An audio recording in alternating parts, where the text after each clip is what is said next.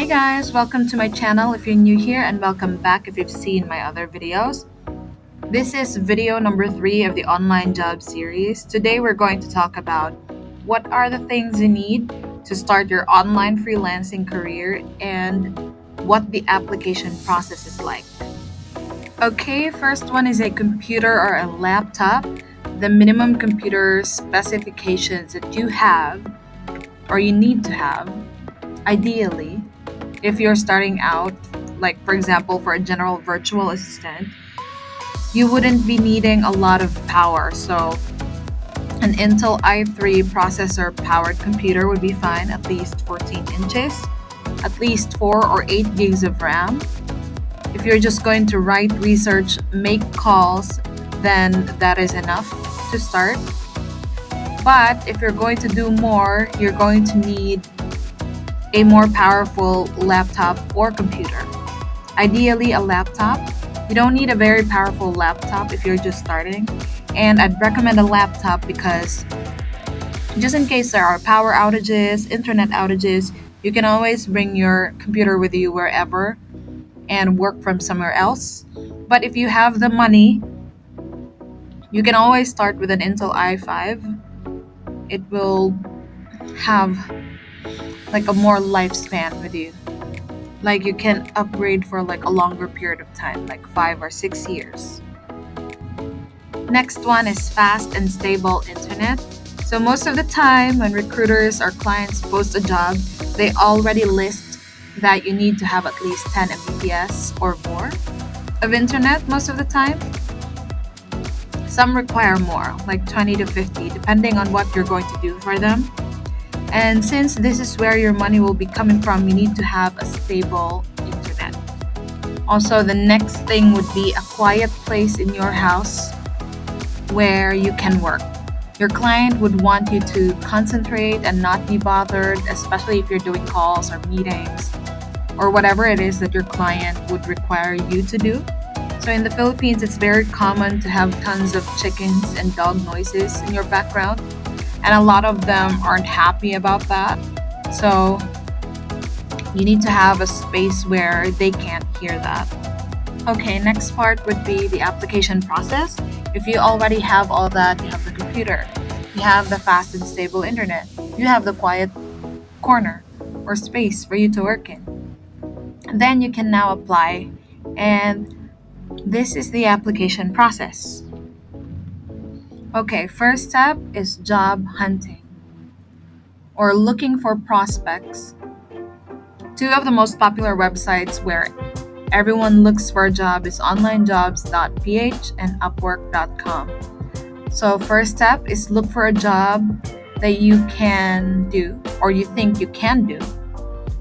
Then prepare your cover letter and your CV or curriculum vitae or resume.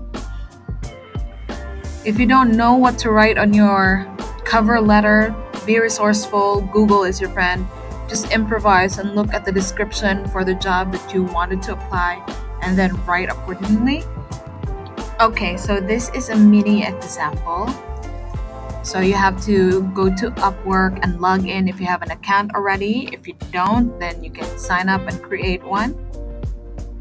So for example, I'd look for a social media manager job because it's the closest. So I'd scroll down and look at the job listings that I can do.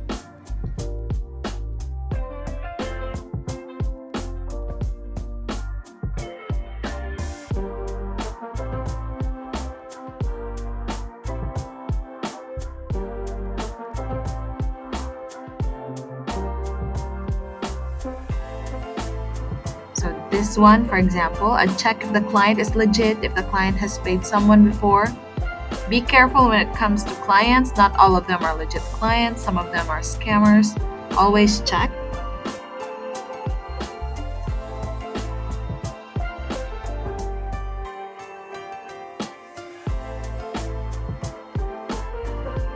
Then I'd submit a proposal. So read everything before submitting a proposal in case they have more things added in the job description. If you're just starting, start with the lowest bid, in this case $6 an hour. Upwork takes a percentage of it. If you're confident that you can do this task flawlessly, then bid higher. Go all the way to 14 if you want. Then write a cover letter. Don't copy and paste your cover letter. They will know. They won't entertain your application. And then upload your resume or CV or your portfolio. Then send the connects. So we will talk more about Upwork in a different video, what connects are, how to get more. That would be in a whole separate video. Then after you do that, go back to the job posting page again and do the same thing over and over again until you get a client that will give you an interview. Okay. Next step is that maybe you'll get an initial interview. Some has initial interviews and final interviews because there'll be like a screening a lot of other people who applied for the job, and if they like you, you'll get a final interview and then you get hired. If they don't, you move on, you look for the next one. So they will be asking you a lot of questions about you and your work and your portfolio if you have one. Remember to be honest about the things that you can and cannot do, because if you're not, it might bite you back in the future. If they ask you to do something and you said you can do it but you can't do it, then that's going to be a problem. It's an honesty issue, so they're going to have a trouble trusting you. They might talk to you via Upwork or via Skype or via Zoom. You have to familiarize yourself with that. And if you get hired, you might get paid via PayPal, Wise Pioneer, Western Union, or bank transfer. Alrighty, that is it for today's video. Hope you found value and you learned something new today. I will be posting more videos about this series, and it's something for you to look forward to. So the internet is a massive place and there's definitely space for everyone. Thanks for watching.